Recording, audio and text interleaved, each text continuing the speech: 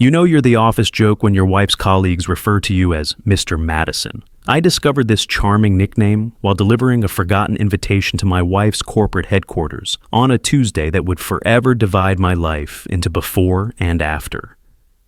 Madison Rodriguez had been my wife for 8 years, though lately it felt more like a hostile merger than a marriage. She worked as a corporate relations manager at Petroleum Dynamics, one of those glass tower companies that made billions by extracting black gold from Texas soil. Me? I was Mason Rodriguez, the guy who built the equipment that made their fortunes possible, and apparently served as comic relief at company parties. "Mason, honey, you really don't need to come up," Madison had said when I called about the invitation. Her voice carried that particular strain I'd grown accustomed to, the sound of someone trying to manage an embarrassing relative. "It's fine, babe. I'm already in the lobby." The elevator ride to the 35th floor gave me time to admire my reflection in the polished steel doors. At 42, I wasn't winning any fitness contests, but 15 years of welding and fabrication work had kept me solid. My hands were permanently stained with machine oil, my shoulders broad from years of heavy lifting. I wore my usual uniform of Carhartt work pants and a company polo, comfortable, practical, and apparently the source of endless amusement for Madison's white-collar colleagues. The Petroleum Dynamics offices screamed expensive minimalism. Everything was chrome, glass, and that particular shade of corporate beige designed to make visitors feel either impressed or intimidated. I felt neither. After years of marriage to Madison, I'd developed immunity to corporate theater. "Mr. Rodriguez," the receptionist, a young woman named Harper, brightened when she saw me. "Madison's in the conference room. I'll let her know you're here." While waiting, I couldn't help but overhear a conversation from the nearby break room. 3 women were discussing weekend plans, their voices carrying that particular pitch of office gossip. "Did you see Brooks's Instagram from his yacht trip?" one said. "Those abs are ridiculous." "Madison's so lucky to work closely with him on the pipeline project," another replied. "If I had to spend that much time with Brooks Patterson, I don't know how I'd control myself." "Well, she's got Mr. Madison at home," the third voice chimed in, followed by laughter. "Poor guy probably thinks exercise involves reaching for a beer bottle." More laughter. I stood there holding Madison's forgotten invitation, listening to my marriage become water cooler entertainment. The smart thing would have been to clear my throat, announce my presence, let them scatter like startled birds. Instead, I filed the information away. Mason Rodriguez, the guy who built things, had learned something valuable about construction. It was only useful when you knew what foundation you were working with. "Mason!" Madison appeared from around the corner, her smile bright and professional. At 37, she was still stunning. Auburn hair always perfectly styled, clothes that cost more than most people's truck payments, and the kind of confidence that came from climbing the corporate ladder in a man's industry. She kissed my cheek, a gesture that felt more like a business handshake. "Thank you so much for bringing this. You're a lifesaver." "No problem. I was in the neighborhood anyway." "How's the welding business?" The voice belonged to Brooks Patterson, who had materialized beside Madison like a well-dressed shadow. Brooks was everything I wasn't. Tall, lean, with the kind of jawline that belonged on magazine covers and hands that had never seen honest work. His handshake was firm enough to crack walnuts, but I'd noticed he winced slightly when my calloused palm met his. "It's actually equipment fabrication," I corrected mildly. "I run Rodriguez Industries. We manufacture pipeline components." Brooks's smile suggested he found this adorable. Right, the workshop thing. That's so cool that Madison supports your little hobby." My little hobby had generated $15 million in revenue last year, but I didn't mention that. Madison's laugh tinkled like wind chimes in a hurricane. "Brooks is being modest," Madison said, her hand briefly touching his arm. "He just closed the Permian Basin expansion deal, biggest equipment contract in company history." "Congratulations," I said, meaning it. Success was success, even when it belonged to someone who looked at me like I was a participation trophy. "We should celebrate," Brooks continued. "There's this new place downtown, the Capitol Grill. Great steaks, better wine list. Madison, you should bring—" He paused as if trying to remember my name. "You should bring Mason if he's not too busy with his projects." The invitation felt like being asked to attend your own execution, but Madison was already nodding enthusiastically. "That sounds wonderful. Mason loves a good steak, don't you, honey?" What I loved was the idea of watching Brooks Patterson try to explain the Permian Basin deal, while I quietly calculated how much money my little hobby had made during this conversation. But marriage was about compromise, and apparently my compromise was pretending to enjoy dinner with people who thought I was a punchline. "Sounds great," I said. "Just let me know when." After exchanging pleasantries that felt like diplomatic negotiations, I headed back to the elevator. As the doors closed, I caught a glimpse of Madison and Brooks walking back toward the conference room, their heads close together, sharing what looked like a private joke. The ride down gave me 35 floors to think about what I'd heard and seen. Madison working closely with Brooks, the office gossip about his yacht, photos, the way she'd touched his arm, the way he dismissed my business as a hobby while she laughed along. 8 years of marriage had taught me to recognize the signs, even when I didn't want to. The late nights at the office, the new workout routine, the way Madison had started paying more attention to her appearance, buying clothes that were somehow both more expensive and more revealing, the phone calls that ended abruptly when I entered the room. I'd been telling myself it was work stress, the pressure of climbing the corporate ladder in the oil industry. But standing in that elevator, descending from Madison's world back to mine, I had to face a possibility I'd been avoiding. My wife was having an affair with Brooks Patterson, and half her office knew it. The lobby's marble floors clicked under my work boots as I walked toward the exit. Outside, Dallas's autumn air carried the smell of exhaust and opportunity. I stood on the sidewalk for a moment, watching people hurry past with the determined urgency of those who had somewhere important to be. I pulled out my phone and called my brother Wesley. He answered on the second ring, his voice competing with the sound of construction equipment in the background. "Mason, what's up, little brother?" Wesley was 2 years older and worked commercial construction, building the kinds of buildings Madison worked in. He had calloused hands like mine, a beer gut, and the most honest laugh I'd ever heard. "Just left Madison's office. Want to grab a beer?" "It's 2 o'clock in the afternoon on a Tuesday." "Your point?" Wesley laughed. "O'Brien's Pub, 20 minutes. O'Brien's was the kind of bar that didn't care about your job title or your clothes. It served beer in bottles and didn't have a wine list. Wesley was already there when I arrived, still wearing his work clothes, a hard hat sitting on the bar beside his Lone Star. "You look like someone stole your lunch money," he said as I sat down. The bartender, an older Irishman named Pierce, who actually owned the place, slid a beer in front of me without being asked. "Tell me something, Wes. If you suspected Taylor was cheating on you, what would you do?" Wesley's expression shifted from casual to serious. "First, I'd make sure I wasn't being paranoid. Then, if I was right, I'd probably do something stupid and end up in county lockup." He took a long drink. "Why? You think Madison's stepping out?" I told him about the office gossip, the way she'd acted around Brooks, the late nights and secretive behavior. Wesley listened without interrupting, his face growing darker with each detail. "Brooks Patterson," he said finally. "Sounds like a real winner. What are you going to do?" "I don't know yet. Maybe nothing. Maybe I'm wrong." "Maybe," Wesley agreed, "but you're not wrong about being treated like garbage. I heard how that guy talked to you. Little hobby. I would have knocked his perfect teeth out. Violence isn't the answer. Neither is being a doormat." Wesley signaled Pierce for another round. "You know what your problem is, Mason? You're too nice. You let people walk all over you because you think it makes you the bigger man. Sometimes being the bigger man just makes you a bigger target." We drank in silence for a while, watching ESPN on the bar's ancient television. Finally, Wesley spoke again. "You want my advice? Find out for sure. If she's cheating, then you decide what to do about it. But don't spend the rest of your life wondering." He was right, of course. The not knowing was worse than any truth could be. I finished my beer and headed home to the house I shared with Madison, determined to stop being a passive observer in my own life. The house was empty when I arrived, which wasn't unusual. Madison rarely got home before 7, and it was only 4:30. I stood in our living room, looking at the space we'd shared for 5 years. Everything was tasteful, expensive, and somehow sterile. Madison had chosen all the furniture, all the decorations. My contributions were limited to a workshop in the garage and a desk in the spare bedroom where I handled Rodriguez Industries paperwork. I walked to Madison's dresser and stared at it for a long moment. Opening it would be crossing a line, violating her privacy, admitting I didn't trust my own wife. But the alternative was continuing to live in denial while she and Brooks Patterson turned my marriage into office entertainment. The top drawer contained the usual things: jewelry, scarves, perfume. The second drawer was lingerie, most of which I'd never seen her wear.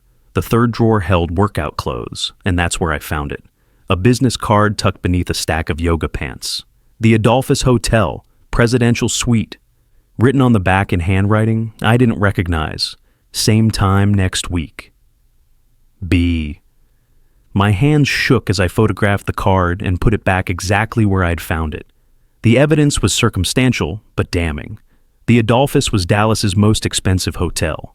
The Presidential Suite ran $3,000 a night, and B could only be Brooks. I went to my home office and powered up my computer.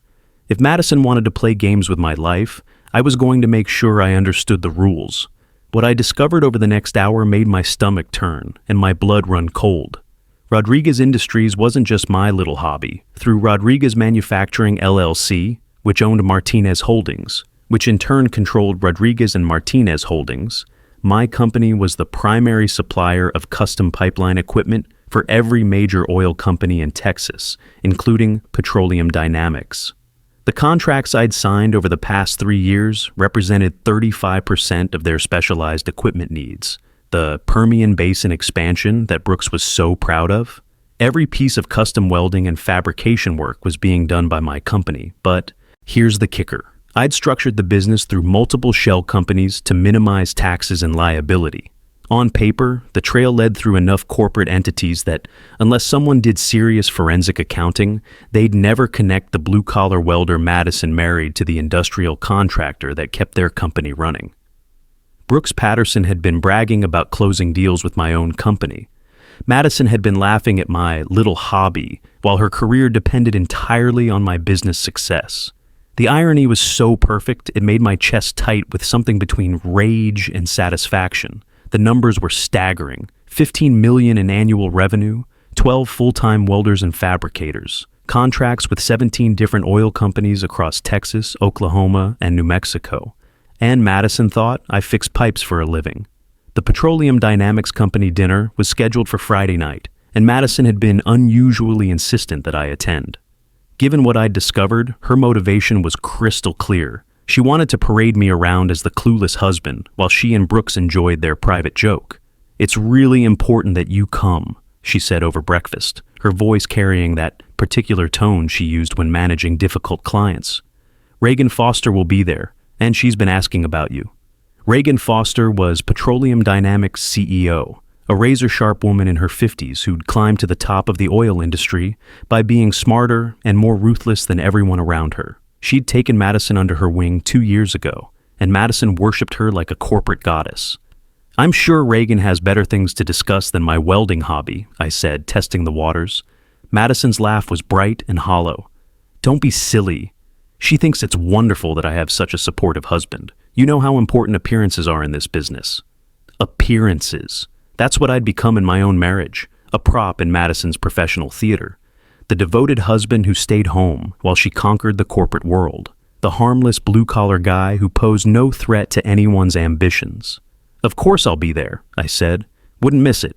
The dinner was being held at the Capitol Grill, one of Dallas's most expensive restaurants. The kind of place where the menu didn't list prices, and the wine cost more than most people's mortgage payments. I arrived wearing my best suit, a charcoal gray number that Madison had helped me pick out for our last anniversary.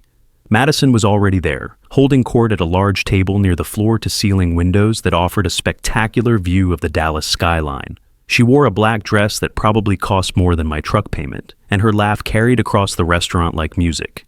Brooks stood beside her, one hand resting possessively on the back of her chair. "Mason!" Reagan Foster rose to greet me, her handshake firm and her smile sharp as a blade. "So wonderful to see you again. Madison tells me your little business is doing well." Little business. The phrase was becoming a theme. "It has its moments," I replied. The table was a who's who of Petroleum Dynamics power structure. Besides Madison, Brooks, and Reagan, there were several other executives, their spouses, and a handful of rising stars in the company hierarchy. I was seated between Madison and a marketing director named Brooke, while Brooks held court from across the table. "Mason runs a fabrication shop. Madison announced to the table, her voice carrying the same tone she might use to describe a child's lemonade stand. "He's so dedicated, works with his hands, keeps his own hours. It's really quite sweet." Sweet. My business that generated $15 million in annual revenue was sweet. I smiled and nodded, playing the part of the harmless husband, while mentally calculating how much money I'd made during the appetizer course. Brooks leaned forward, his perfect smile gleaming in the restaurant's ambient lighting. "What kind of fabrication do you do, Mason? Custom work, repairs, that sort of thing?" "Pipeline equipment mostly," I replied. "Specialized welding for oil and gas companies, custom components, safety systems, pressure vessels, that kind of thing." "That's fascinating," said Brooke, the marketing director. "Which companies do you work with?" I rattled off a list of clients that included 3 of Petroleum Dynamics' biggest competitors, plus about half the independent operators in the Permian Basin. The conversation at our end of the table quieted noticeably. "Wait," said another executive, a man named Landon, whose exact title I couldn't remember. "You're Rodriguez Industries, the Rodriguez Industries that does the specialized pipeline work?" "Among other things," I confirmed. Brooks's smile faltered slightly. "Small world. Getting smaller every day," I agreed. "Especially when you work with quality companies that appreciate craftsmanship." Reagan leaned forward, her eyes sharp with interest. "Mason, I had no idea you were so connected in our industry. We should talk more about potential collaborations." "I'd like that," I replied. "I'm always interested in working with successful organizations that understand the value of reliable partnerships." The emphasis on reliable wasn't lost on anyone, least of all Brooks, who was beginning to look like a man trying to solve a puzzle with missing pieces. "Actually," I continued, setting down my wine glass with deliberate care, "I should probably mention something that might interest you. We've been doing quite a bit of specialized work for your Permian Basin expansion. Fascinating project. Really impressed with the scope and technical requirements." The silence that followed was so complete, I could hear the ice settling in water glasses 3 tables away. Brooks's face had gone the color of old paper. Madison's grip on her wine glass had tightened enough to make her knuckles white. "You're working on our expansion?" Reagan asked, her voice carrying the sharp edge of someone who just discovered a significant gap in her knowledge. "All the custom welding and specialized pressure systems," I confirmed. "We've been the primary contractor for that type of fabrication work for your company for about 3 years now. Through our standard vendor agreements, of course." Brooks cleared his throat, the sound like gravel in a cement mixer. "I think there might be some confusion here. The expansion contracts were negotiated through our established procurement channels." "Oh, I'm sure there is confusion," I replied, with the patience of someone explaining something to a child. "Confusion happens when people don't understand the difference between procurement and actual manufacturing. For instance, someone might think they negotiated a contract when they really just submitted a purchase order to an existing vendor relationship." The restaurant seemed to have gone silent around us. Even the ambient noise of clinking silverware and muted conversation had faded into background whisper. Brooks looked like he wanted to crawl under the marble floor. Madison appeared to be reconsidering every life choice that had brought her to this moment. "Are you saying," Reagan asked with the careful precision of a surgeon making an incision, "that the Permian Basin equipment contracts came through existing vendor relationships rather than new business development?" "I'm saying I recommended Petroleum Dynamics for expanded services when Rodriguez Industries was ready to take on larger, specialized projects," I explained, with the calm patience of someone discussing the weather. Madison's always spoken so highly of the organization, seemed like a natural partnership opportunity. The look Madison gave me could have flash-frozen the Trinity River. Brooks appeared to be experiencing some form of existential crisis. Around the table, the other executives were processing the implications of what I'd just revealed, like computers running the complex calculations. "So, the expansion contracts," Reagan began slowly, each word measured and precise, "were essentially a referral from an existing vendor?" "I prefer to think of it as good business development," I finished, though I'm sure Brooks's negotiation skills helped finalize the specific terms and delivery schedules. What followed was the most uncomfortable dinner of my life, and I was enjoying every exquisite minute of it. Brooks spent the rest of the evening trying to salvage his reputation, like a man bailing water from a sinking yacht with a coffee cup. Madison alternated between damage control and shooting me looks that promised swift and terrible retribution. The other executives, sensing blood in the water, began circling like sharks. By the time the main course arrived, Brooks's status as the company's golden boy had been thoroughly demolished. He'd gone from conquering hero to beneficiary of charity, and everyone at the table knew it. His attempts to redirect credit to team collaboration and strategic partnerships only made things worse. Each explanation dug his hole deeper, revealing just how little he actually understood about the contracts he'd supposedly negotiated. "Well," Reagan said as dessert menus appeared, "this has been illuminating. Mason, I had no idea you were so influential in our supply chain. We should definitely discuss expanding our direct relationship." "I'd like that," I replied. "I'm always interested in working with companies that appreciate transparent communication and honest partnerships." The emphasis on honest wasn't lost on anyone, least of all Brooks, who looked like he wanted to disappear into the restaurant's expensive carpeting. The drive home was silent except for the sound of Madison's breathing, which had taken on the rhythm of someone trying very hard not to explode.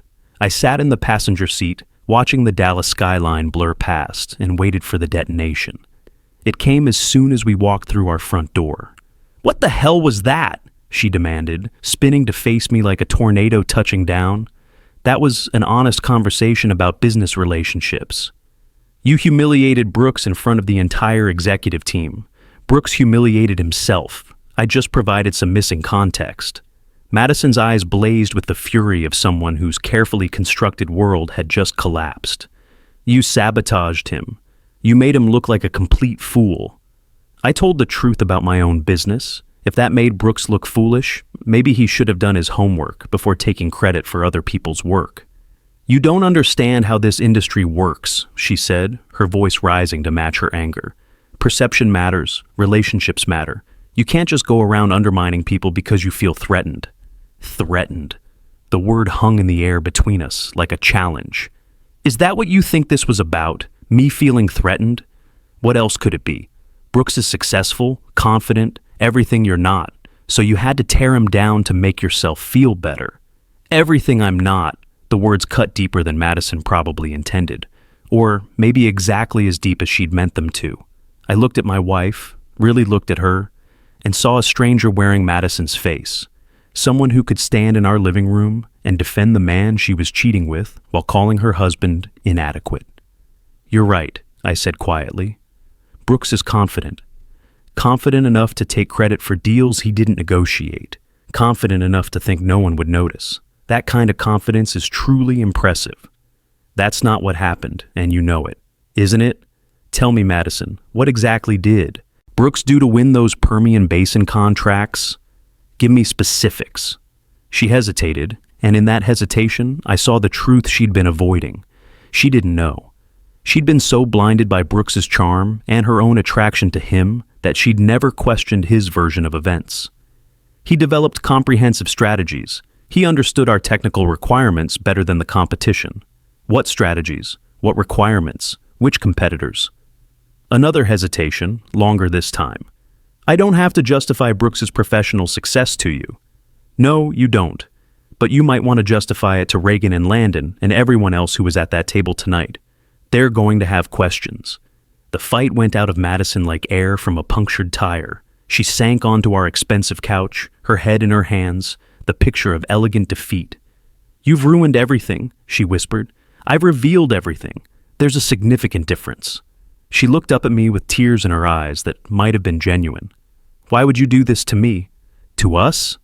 It was a fair question, and one I'd been asking myself all evening. Why had I chosen to destroy Brooks's reputation so publicly? Why had I humiliated Madison in front of her colleagues and mentors? The answer was simple, brutal, and completely honest. "I did it because I'm not as harmless as you think I am," I said, "and I'm not as stupid as Brooks thinks I am." Madison's face went the color of fresh concrete. "What do you mean?" "I mean, I know about the Adolphus Hotel, Madison. I know about the presidential suite, the romantic notes, the cozy afternoon meetings. I know about everything." The silence that followed was deafening. Madison stared at me like I'd grown a second head, her mouth opening and closing without sound, a fish gasping on dry land. Mason, I can explain. No need. The business card was very thorough. Same time next week. B. Very romantic. Tears began streaming down Madison's face, cutting tracks through her expensive makeup. It's not what you think. It's exactly what I think. The only question now is what we do about it. She wiped her eyes with the back of her hand, leaving mascara smudges like war paint. What do you want? It was a fair question. What did I want? Revenge? Reconciliation? An apology that would somehow undo months of betrayal and humiliation? The truth was simpler and more final than any of those options. I want you to understand that actions have consequences, I said. You and Brooks thought you could treat me like a joke, plan your future behind my back, and build your careers on work you never understood. Tonight was just the beginning of learning how wrong you were. What's that supposed to mean? I looked at my wife sitting on our expensive couch in our tasteful home and felt nothing but pity. She'd traded 8 years of marriage for a corporate climber who couldn't even be bothered to research his own deals. It means you should probably call Brooks, I said. He's going to need all the support he can get over the next few weeks. Mason, please, we can work this out. It was a mistake, a moment of weakness. I never meant for it to go this far. How far did you mean for it to go? Hotel rooms, romantic dinners, planning your new life together while lying to my face every day? Madison's face crumpled like paper in a fire. You don't understand. Brooks made me feel important, successful, like I mattered. You mattered to me for 8 years. Apparently that wasn't enough. It wasn't about you. It was about me feeling alive again, feeling like I was more than just someone's wife. You were more than someone's wife. You were my partner, my best friend, the person I trusted most in the world. I paused, letting the past tense sink in. But that wasn't enough for you. 3 months later, I stood in the corner office of Rodriguez Industries' new headquarters, looking out at the Dallas skyline and marveling at how much my life had changed. The divorce had been finalized the previous week. Madison had gotten the house and half our savings, but nothing from the business she'd never known existed. Brooks Patterson had vanished from the Dallas oil scene entirely, reportedly working for a small consulting firm in Oklahoma City for a fraction of his former salary. His reputation in the industry was finished. Word traveled fast in the tight-knit world of Texas energy, and nobody wanted to hire someone who took credit for deals they didn't understand. Madison had taken a position with a smaller firm in Houston, her career prospects in Dallas permanently damaged by association. The oil industry was smaller than most people realized, and corporate scandals had long memories. My phone buzzed with a text from Wesley. Saw the Dallas Business Journal article about the Rodriguez Industries expansion. Proud of you, brother. Beer tonight? I smiled and typed back. Absolutely. I've got some stories to tell. The expansion had been real, with the petroleum dynamics contracts now directly negotiated instead of filtered through procurement bureaucrats. Rodriguez Industries had grown to 28 employees and was bidding on projects across the Southwest. The business that Madison had dismissed as a hobby was now one of the premier specialized fabrication companies in Texas. Reagan Foster had personally overseen the transition to direct contracting, ensuring that Rodriguez Industries became Petroleum Dynamics' preferred vendor for all custom pipeline work. She had also made it clear that Brooks Patterson's type of creative deal-making was no longer welcome in her organization. Sometimes the best business relationships are built on honesty, she'd told me during our first official meeting. We should have been working directly with you from the beginning. The irony wasn't lost on me. Madison had spent years trying to climb the corporate ladder, networking and politicking her way towards success. But the real power had been sitting at her breakfast table every morning, wearing work clothes and talking about fabrication schedules. I walked to the window and looked down at the bustling street below. Somewhere out there, people were building things, creating value, solving problems with their hands and minds. The real economy, not the paper shuffling and deal-making that impressed people like Brooks Patterson. My reflection stared back at me from the glass. A 42-year-old man who'd learned that respect wasn't something you could ask for or expect. You had to earn it, sometimes forcefully, and you had to be prepared to defend it when challenged. I'd learned that being underestimated was actually an advantage because it meant your enemies never saw you coming. Most importantly, I'd learned that the most effective revenge wasn't violence or cruelty. It was simply making sure that people faced the full consequences of their own choices. Madison and Brooks had thought I was harmless, a blue-collar joke married to an ambitious executive.